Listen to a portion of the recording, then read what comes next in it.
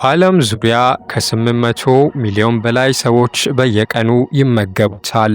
ነገር ግን ከዚህ ተራ የዛፍ ስር በስተጀርባ በዝግ የላቦራቶሪ በሮች ውስጥ ብቻ የሚታወቅ አንድ አስደንጋጭ የሕክምና ምስጢር ተደብቋል።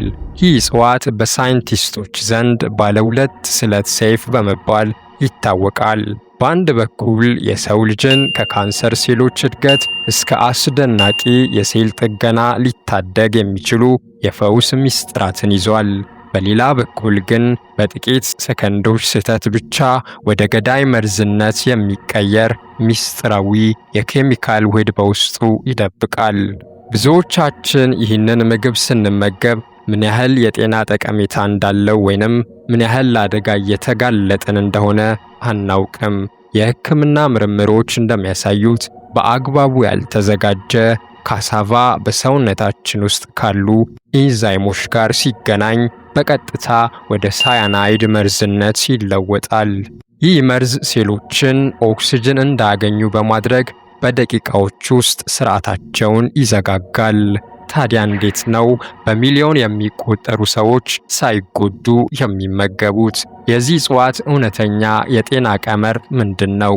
ሳይንስ ስለዚህ ተክል ምን ላይ ደረሰ? ዛሬ በዚህ ቪዲዮ ተራ ወሬዎችን ትተን ወደ ላቦራቶሪው የጥናት መዝገብ በጥልቀት እንገባለን። ስለ ካሳቫ ማንም ደፍሮ ያልነገሩትን 10 ኃይለኛ የጤና ጥቅሞችንና በሳይንስ የተረጋገጡትን ገዳይ ጥንቃቄዎች ደረጃ በደረጃ እንፈትሻለን። ይህ ቪዲዮ ተራ የምግብ አዘገጃጀት መመሪያ አይደለም፣ የጤና ሳይንስ ምስጢር እንጂ። እስከ መጨረሻው ይከታተሉት፣ ምክንያቱም በቪዲዮ ማጠቃለያ ላይ የማሳያችሁ መርዙን የማስወገጃ ሳይንሳዊ ቅደም ተከተል ሕይወትዎን ወይንም የወዳጅዎን ሕይወት ሊታደግ ይችላል። ወደ መጀመሪያው የላቦራቶሪ መዝገብ ስንገባ የምናገኘው አስደናቂ ንጥረ ነገር ሬዚስታንት ስታርች ይባላል። አብዛኞቹ ካርቦሃይድሬቶች በትንሿ አንጀታችን ውስጥ በፍጥነት ተፈጭተው ወደ ስኳርነት ይለወጣሉ። ካሳቫ ግን የተለየ ነው። በውስጡ ያለው ስታርች ሳይፈጭ በቀጥታ ወደ ትልቁ አንጀት ይጓዛል። እዚህ ላይ ነው የሕክምናው ምስጢር የሚጀምረው። ይህ ስታርች በአንጀታችን ውስጥ ያሉትን ጠቃሚ ባክቴሪያዎች ፕሮባዮቲክስ ይመግባቸዋል። ባክቴሪያዎቹ ይህንን ምግብ ሲፈጩ ቡትሬት የተባለ አጭር ሰንሰለት ያለው ፋቲ አሲድ ያመርታሉ። ቡትሬት የአንጀትን ግድግዳ ከእብጠት ይጠብቃል፣ የሆድ ካንሰር አደጋን በከፍተኛ ደረጃ ይቀንሳል፣ እናም አጠቃላይ የሰውነት መከላከያ ስርዓትን ያነቃቃል። ሁለተኛው ጥቅም የግሉኮስ ቁጥጥርና የኢንሱሊን ስሜታዊነት። ብዙ ሰዎች ካሳቫ በካርቦሃይድሬት የበለጸገ ስለሆነ ለስኳር ህመምተኞች አይስማማም ብለው ያስባሉ። ነገር ግን የሜታቦሊክ ምርምሮች ፍጹም ተቃራኒውን እውነታ ያሳያሉ። በውስጡ ያለው ሬዚስታንት ስታርች የሰውነታችንን የኢንሱሊን ስሜታዊነት ያሻሽላል። ይህም ማለት ሴሎቻችን በደም ውስጥ ያለውን ስኳር በቀላሉ እንዲያገኙ ያደርጋል። ካሳቫን ተመግበው ሲጨርሱ በደሞ ውስጥ ያለው የስኳር መጠን እንደ ሌሎች ምግቦች በድንገት አይበራም። ይልቁንም ግሉኮስ ወደ ደም ስሮ የሚለቀቀው በጣም በዝግታና በተመጣጠነ ሁኔታ ነው። ይህ ምስጢራዊ ሂደት ለአይነት 2 የስኳር በሽታ መከላከልና ቁጥጥር ትልቅ ሳይንሳዊ እሴት ነው። ሶስተኛው ጥቅም የሴሉላር ኮላጅን ውህደትና የቆዳ ሕክምና። ቁጥር 3 በቀጥታ ከቆዳ ሕክምና ላቦራቶሪ የወጣ ምስጢር ነው። ካሳቫ እጅግ ከፍተኛ መጠን ያለው ቪታሚን ሲ በውስጡ ይዟል። በአንድ ኩባያ ካሳቫ ውስጥ ብቻ ለአንድ ሰው በቀን የሚያስፈልገውን የቪታሚን ሲ መጠን 20 በመቶ ያህሉን ማግኘት ይቻላል። ቪታሚን ሲ ደግሞ በሰውነታችን ውስጥ የኮላጅን ምርትን ለመጨመር ዋናው አንቀሳቃሽ ኃይል ነው። ኮላጅን የቆዳችንን የመለጠጥ አቅም የሚጠብቅ፣ ቁስሎችን በፍጥነት የሚያድንና የሴሎችን መበላሸት የሚከላከል የፕሮቲን መዋቅር ነው። ካሳቫን በአግባቡ መመገብ የቆዳ ሴሎች ከውስጥ ሆነው እንዲታደሱና ያለ ዕድሜ ማርጀትን ለመከላከል የሚረዳ የተፈጥሮ የውበት ቀመር ነው። አራተኛው ጥቅም የማይክሮባዮም ፋይበር እና የጨጓራ ጤና። በምግብ መፈጨት ሳይንስ ውስጥ የፋይበር ወይንም የቃጫ ምግቦች ሚና ከፍተኛ ነው። ካሳቫ የማይሟሟ ፋይበር ክምችት ነው። ይህ ፋይበር በጨጓራና በአንጀት ውስጥ ሳይቀልጥ በመጓዝ የምግብ ቅሪቶች በሰገራ መልክ በቀላሉ እንዲወገዱ ያደርጋል። ይህ የላቦራቶሪ ሚስጥር የሆድ ድርቀትን፣ ኮንስቲፔሽንን ሙሉ በሙሉ ከመከላከል ባለፈ በአንጀት ግድግዳ ላይ የሚፈጠሩ ጥቃቅን ከረጢቶች ወይንም ዳይቨርቲኩላይተስ የተባለውን አስከፊ የሕክምና እክል ይከላከላል። ጤናማ አንጀት ማለት ደግሞ ጤናማ አእምሮና ጠንካራ የሰውነት መከላከያ ማለት ነው። አምስተኛው ጥቅም የሰውነታችን ሴሎች ለመንቀሳቀስ ለማሰብና ለመጠገን ኤቲፒ የተባለ የኬሚካል ኃይል ይፈልጋሉ። ካሳቫ ለዚህ ኃይል ማመንጫ የሚሆን ንጹህ ካርቦሃይድሬት ያቀርባል። ነገር ግን ልዩ የሚያደርገው ይህ ኃይል እንደ ስኳር ወይንም እንደ ፋስት ፉድ በድንገት መጥቶ ወዲያውኑ የሚጠፋ ሳይሆን በሰውነት ውስጥ ረጅም ሰዓት የሚቆይ ሰስቴንድ ኢነርጂ መሆኑ ነው። የሥነ ምግብ ሳይንቲስቶች እንደሚናገሩት ከፍተኛ አካላዊ እንቅስቃሴ ለሚያደርጉ ስፖርተኞች፣ ከበድ ያለ የአእምሮ ሥራ ለሚሰሩ ባለሙያዎች እና ከበሽታ ለሚያገግሙ ህመምተኞች ካሳቫ ፈጣንና ንጹህ የሴል ማነቃቂያ ኃይል ነው። ስድስተኛው ጥቅም የኤሌክትሮላይት ሚዛንና የልብ የደም ቧንቧ ጥበቃ። ወደ ልብ ሕክምና ሳይንስ ስንመጣ የፖታሲየም ሚናው ወደር የለውም። ካሳቫ ከፍተኛ ፖታሲየም እና ዝቅተኛ የሶዲየም ይዘት አለው። ይህ ፍጹም ሳይንሳዊ ጥምረት በሰውነታችን ውስጥ ያለውን የፈሳሽ እና የኤሌክትሮላይት ሚዛን ይቆጣጠራል። ፖታሲየም የደም ስሮች እንዲዝናኑ በማድረግ በልብ ላይ የሚፈጠረውን ከፍተኛ ጫና ይቀንሳል። ይህም ከፍተኛ የደም ግፊትን፣ ሃይፐርቴንሽንን ለማስተካከልና በደም ቧንቧ መጥበብ ምክንያት የሚመጣውን የድንገተኛ ልብ ድካም ወይንም ስትሮክ አደጋ በከፍተኛ መጠን ለመቀነስ በሕክምና የተረጋገጠ ሚስጥር ነው። ሰባተኛው ጥቅም የነርቭ ሴሎች ጥበቃና የፎሌት ሚስጥር። ቁጥር 7 በአንጎላችንና በነርቭ ስርዓት ዙሪያ የተደረገ ምርምር ነው። ካሳቫ በውስጡ ፎሌት ወይንም ቪታሚን ቢ9 ይዟል።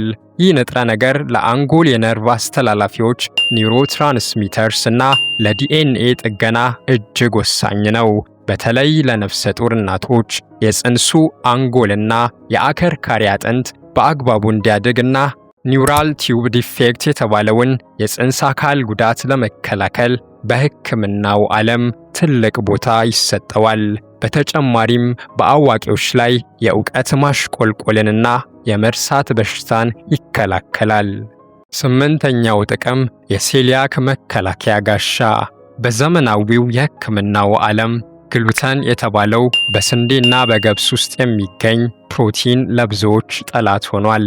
የሴሊያክ በሽታ ወይንም የግሉተን አለመስማማት ያላቸው ሰዎች ስንዴ ሲመገቡ አንጀታቸው ይቆስላል። እዚህ ላይ ነው የካሳቫ የላቦራቶሪ ድንቅ ሥራ የሚታየው። ካሳቫ 100% በተፈጥሮ ከግሉተን ነፃ ነው። ከአንጀት ጋር ምንም አይነት የሳይቶኪን ወይንም የእብጠት ግጭት አይፈጥርም። ይህ ደግሞ ስሜታዊ የሆነ የምግብ መፈጨት ሥርዓት ላላቸው ሰዎች ፍጹም ደህንነቱ የተጠበቀ የምግብ አማራጭ ይሰጣቸዋል።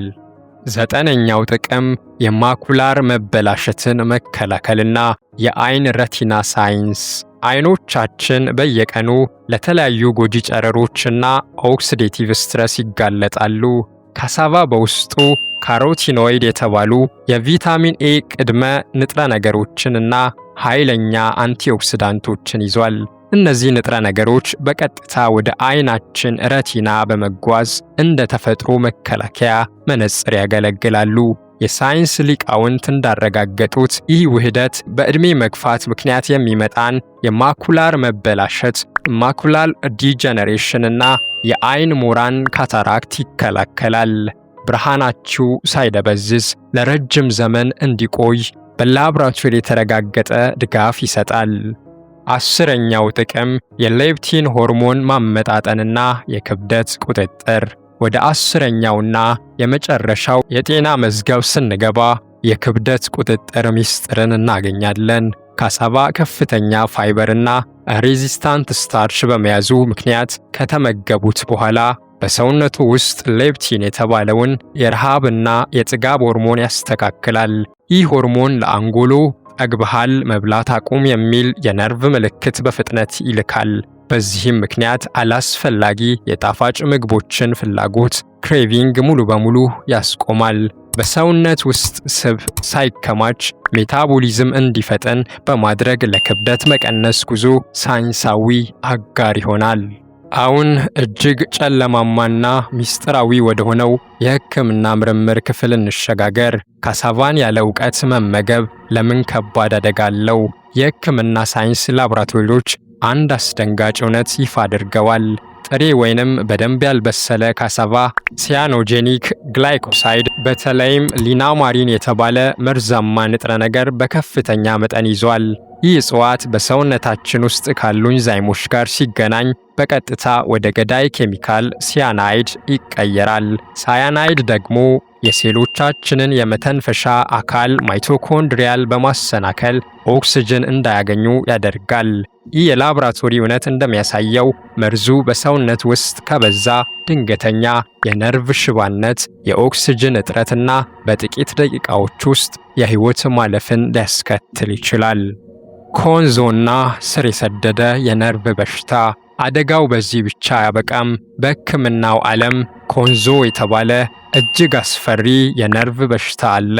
ሳይንቲስቶች ይህንን በሽታ በቀጥታ ከተገቢው ዝግጅት ውጪ ከሚወሰድ የካሳቫ አመጋገብ ጋር ያገናኙታል። በካሳቫ ውስጥ ያለውን አነስተኛ መርዝ እንኳን ሳያውቁ ለረጅም ጊዜ መመገብ መርዙ በሰውነት ውስጥ እንዲከማች ያደርጋል። ይህ ክምችት በአከርካሪ አጥንት ውስጥ ያሉትን የእግር እንቅስቃሴን የሚቆጣጠሩትን የነርቭ ሴሎች በቋሚነት ያጠፋቸዋል። በዚህም ምክንያት በተለይ በሕፃናትና በወጣቶች ላይ ድንገተኛና የማይድን የእግር ሽባነትን ያስከትላል። ይህ ማንም የማይነግሮት የካሳቫ የኋላ ታሪክ ነው። ወደ ሶስተኛው የላቦራቶሪ ማስጠንቀቂያ ስንሄድ የታይሮይድ እጢን እክል እናገኛለን። የካሳቫ መርዝ በሰውነታችን ውስጥ ሲፈጭ ታዮሲያኔት የተባለ ሌላ ኬሚካል ያመርታል። ይህ ኬሚካል የታይሮይድ እጢ ሆርሞን ለማምረት የሚያስፈልገውን አዮድን እንዳይመጥ ያደርገዋል። በሰውነቱ ውስጥ የአዮድን እጥረት ካለና አዘወትረው ካሳቫን ያለ ጥንቃቄ የሚመገቡ ከሆነ የታይሮይድ እጢዎ ስራውን ለመስራት ከመጠን በላይ ይወጠራል።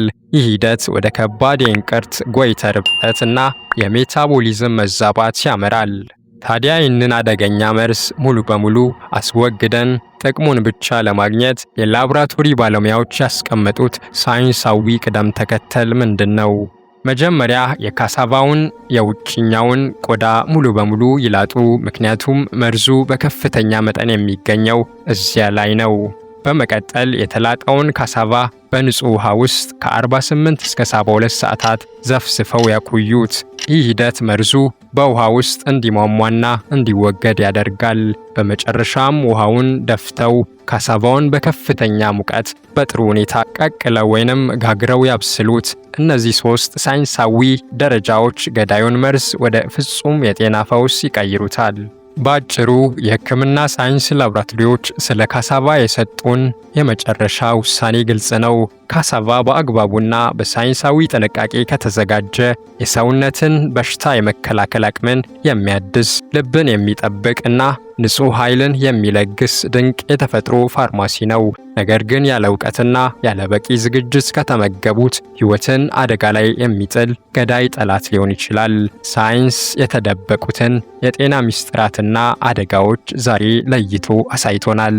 አሁን ምርጫውና ጥንቃቄው የእርሶ ነው። ይህ ከላቦራቶሪ መጋረጃ በስተጀርባ የወጣ የሕክምና ምስጢር መረጃ ጠቃሚ ሆኖ ካገኙት እባክዎን ቪዲዮውን ላይክ በማድረግ ለሌሎች እንዲደርስ ያድርጉ። በዕለት ተዕለት ምግባችንና ጤናችን ዙሪያ የሚደበቁ ሳይንሳዊ እውነታዎችን ማንም ሳይቀድመን ለእርሶ እንድናደርስ አሁኑኑ ቻናላችንን ሰብስክራይብ ያድርጉ። እንዲሁም የእርሶ አስተያየት ለምርምራችን ትልቅ ዋጋ አለው። ካሳቫን በየአካባቢያችሁ እንዴት እንደምታዘጋጁ በኮሜንት መስጫ ላይ ያጋሩን። ስለ ጤናው ሁልጊዜ ይመርምሩ፣ እውነቱን ይወቁ። በሚቀጥለው አስደናቂ የሳይንስና የሕክምና ምስጢር በያዘ ቪዲዮ እስክንገናኝ ድረስ ጤናው የተጠበቀ ይሁን።